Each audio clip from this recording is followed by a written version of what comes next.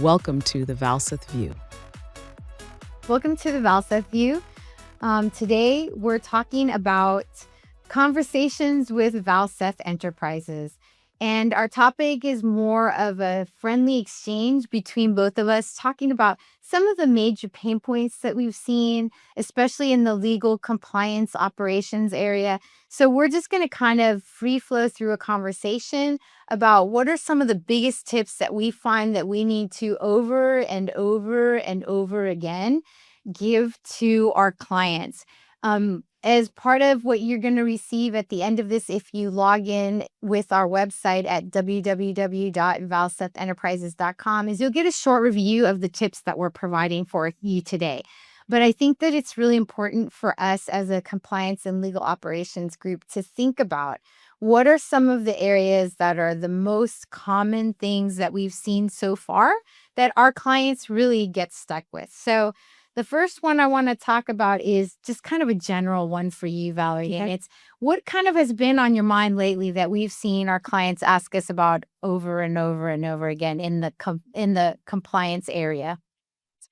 I think part of that's going to be the frustration that they may feel when they have won the request for proposal and they're in the process of, getting things done, and they feel like they have set up systems and their employees, for whatever reason, are either not doing the systems or they're not doing them correctly. And this is where I go back, and in every job I've ever had, training has been the utmost important thing that we do because unfortunately, people may not always pay attention to training. They may not understand what the training is used for. And when they get into the particular spot that they need, that they recognize, oh, I should have paid more attention and not talked to Sally during that training, that puts basically the company at a standstill. Yeah. And what I would recommend is if you have identified different types of situations that you find that you need to retrain people one-on-one, put that on a quarterly type of training calendar. And I'm not saying you have to have a large calendar because that really defeats the whole purpose, but put it on a training calendar for maybe 3 or 4 quarters, and then set it up and make it automated so they can take it anytime, 24/7. So it doesn't have to be where they are pulled away from a particular project to complete something.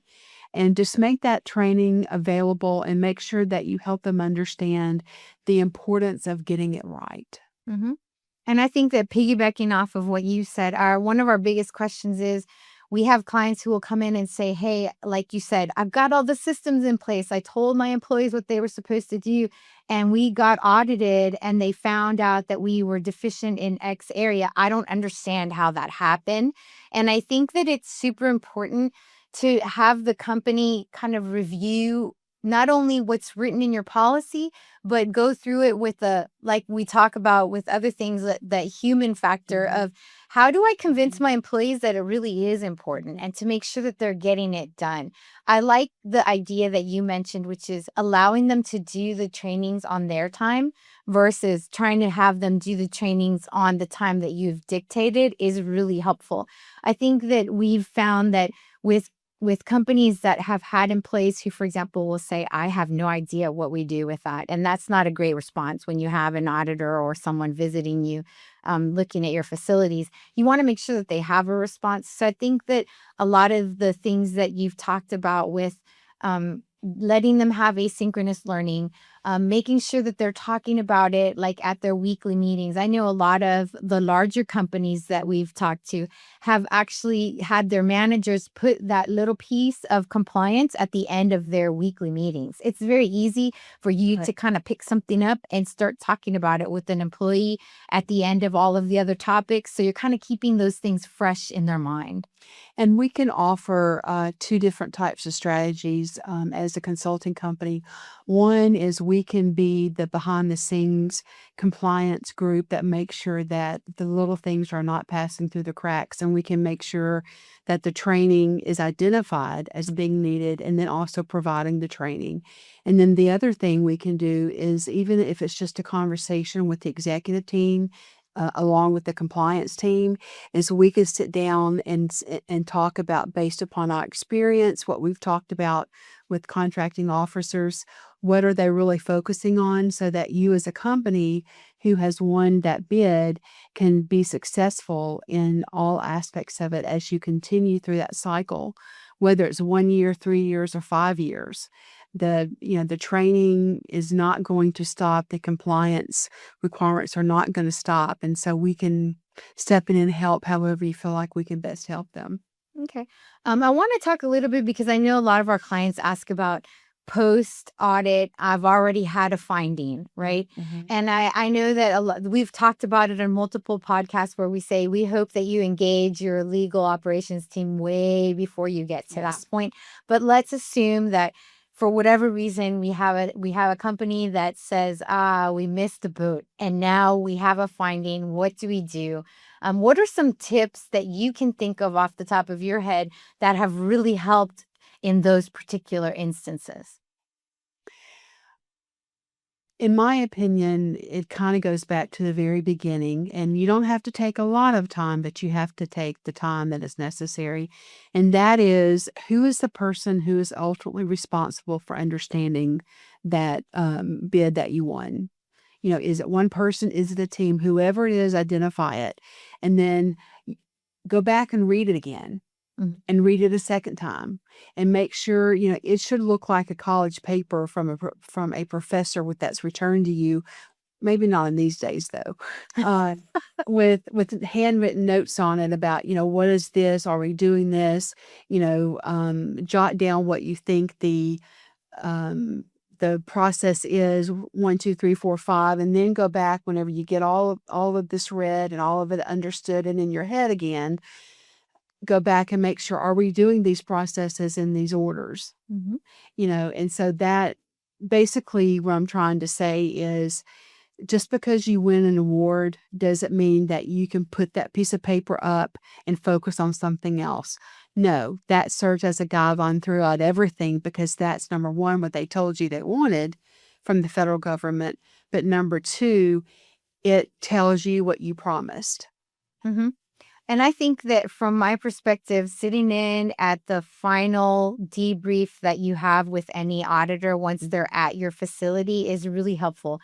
I think that a lot of times people will say, oh, I'm only going to allow the executive staff to hear it. Well, if you're kind of aware of the fact that a finding is in a particular program or a particular area of what you do in that particular field, you need to make sure that your operations manager in that area or your program manager from that area or whoever is the actual boots on the ground individual there is sitting in on the meeting, listening to the findings that have been made.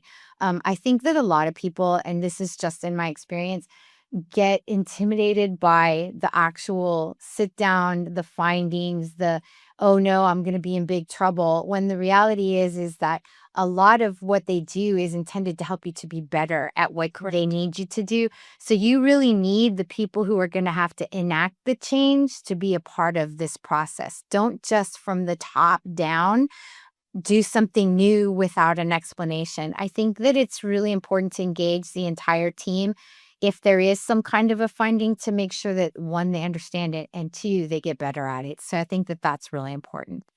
Great. One of the things that I kind of thought about when I'm thinking about things, that something that has come to my mind lately is, I know that we've heard a lot of discussion about AI and using AI and things like that. And I think that one of the things that often gets missed, and I know this is your field, so you will love it, is we have talked a little bit about how companies now are being held liable because they have algorithmic discrimination. Yes. And either in hiring and lending and whatever they're doing. And basically what it is that the AI is discriminating against a certain population or group, unintentionally maybe on the part of the company, but the AI has made certain assumptions. So what are some of the things that you think, Valerie, as we talk about training our AI, are really important to kind of make sure that we preload into our AI so that it understands that we don't want to be discriminatory? One of the things that is very helpful whenever you talk to AI about what your goal is as a company, which it should always be to be non-discriminatory regarding different client populations or business people you work with, or what the pay source is. And one of the ways you do that is by having a non-discrimination policy.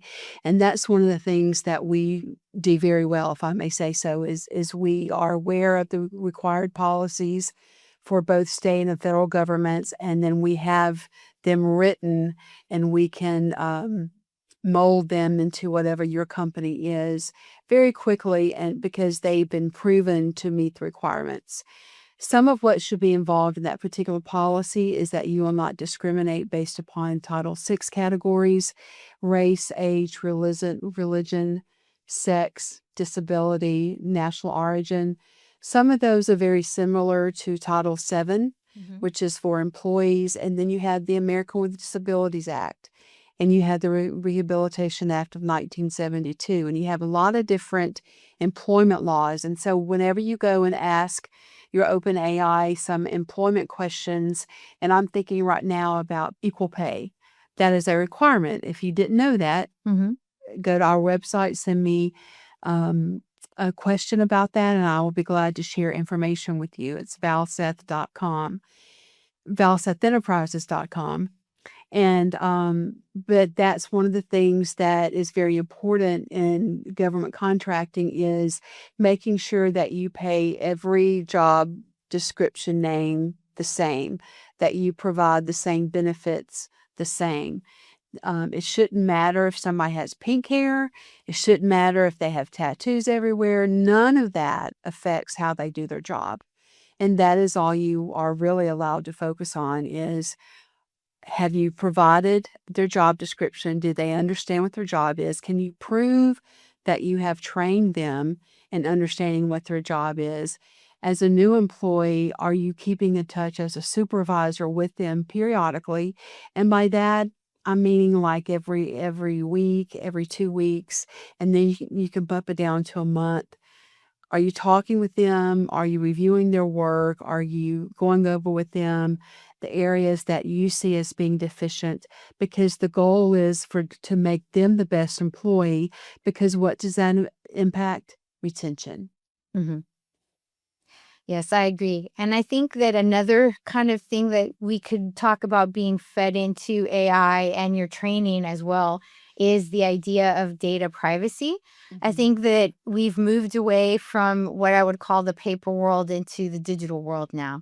And it used to be that you could just have a privacy policy as kind of a footer on your website where it said, this is our privacy policy, and that was good enough. It is no longer good enough.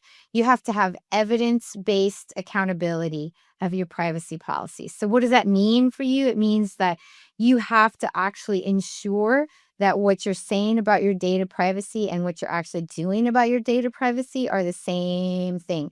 I think that that is probably the pre-genesis of what has happened with the MCC requirement. I think that that also, we've talked a little bit about, and I'll let you go into this, about some of the areas of where if you're dealing with data that's HIPAA compliant, what do you have to do with that as well? So I think that those are all topics that will fall under that idea of data privacy and things that you have to do. So regarding HIPAA, especially from a computerized standpoint, which now everything is pretty much an electronic healthcare record. One of the easiest ways to set that data privacy up is you have a financial program and you have a clinical program, and the two never meet. Meaning that your bookkeeper in the office, or your financial person, even your CFO, even though he may be executive management, he does not have access to the clinical side that has diagnoses, weight, medications, past medical history. And then when you talk about the chief nursing officer, or the executive administrator over healthcare, who does deal with the healthcare side, they have access to all this, but they never see the financial side. Is this person current on their bill? Are they behind on their bill? Because what I have seen personally is that when people have the ability to share the information, they make assumptions. And while it should not impact care, it can. If you have biases, even if you're aware of those biases, if you don't like a certain person based upon blank, which is in a part of the record that you shouldn't see, if you don't see it, you don't know about it. Right. And it is helpful. And I think that kind of dovetailing with the idea of data privacy is the idea that we're now seeing on the other side, which is greenwashing, which is don't try to invent data either. Yes. I think it's really important that if you have, especially those of you who have kind of fallen not behind the times, but are trying to catch up to the waves surrounding data privacy, it's not good to say, oh, I've got it all under control, because you could get yourself into more trouble. It's better for you to say, hey, I'm working on it, and this is the way that I'm working on it. I think that part of the plan that you should have is thinking about your systems. And I think that you have to think about them not only in the human side of it, which is what we've talked about a lot of times with compliance and training and making sure that they're doing things. So that's one aspect of it. But the other aspect of it is make sure that you're not saying that you're doing something and you're not actually doing it. Make sure that you're kind of working through the other side of it. So don't greenwash your data. Don't try to say, yes, I'm doing it when you haven't actually been doing it. And I would just like to add that that needs to be part of your everyday conversation. That needs to be part of whenever you're walking down the hall, talking with people or reviewing, what's going on, or you're in a meeting about what they're working on next. That needs to always be a very part of the conversation of, even you'll have to figure out your own way of saying it, but basically you're looking for, show me the facts. Show just, where did you find it? Let me read it periodically. It's not a matter of trust.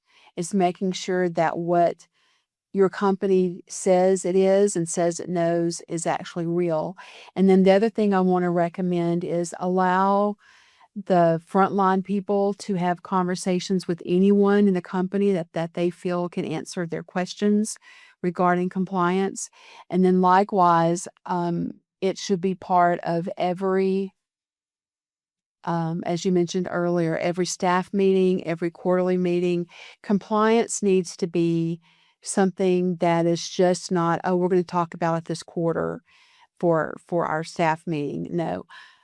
Personally, I would do a little bulletin board. I know that's a little bit old-fashioned, but it's people walk by bulletin boards. I would put things on your home screen of your company computer, little compliance sayings that make you think about things. There are lots of ways of doing that, but you need to make sure that people are talking and people are reviewing things. Right. And I think that we've seen, that's a great tip. And I think we've seen that there are a lot of companies that maybe they're getting it right here domestically, but then there's international things of Yes. compliance that you have to think of as well. So it's really important to understand that if you're compliant here in the United States, you may not be compliant in the European Union. And if you're doing business over there, you have to be. We've seen some of large companies that we won't name get dinged and have sanctions held against them because they weren't meeting the appropriate data compliance requirements. So it's important to think about, where do I do business as well? Because I think that if you do business and you move from US based to international business, that you're right back at that compliance review step, and you need to think about those things. I think that what you mentioned, Valerie, of that the compliance department is not a department of no, that's not their point. Their point is a department of let's do it the right way. And I think that if you work on that, like you said, on a daily, weekly, monthly basis, I think it's going to be really, really helpful for everyone.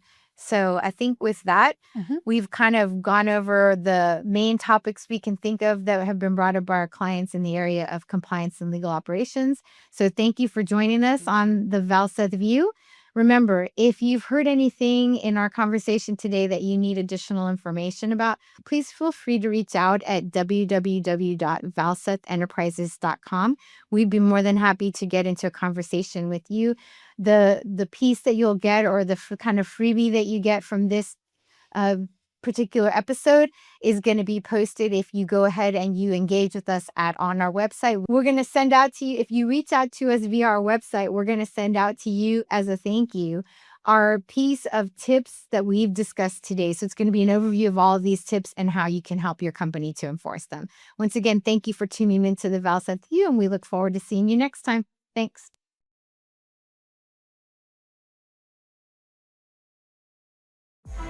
Thanks for watching. Be sure to hit that like and subscribe button and leave us a review in the comments.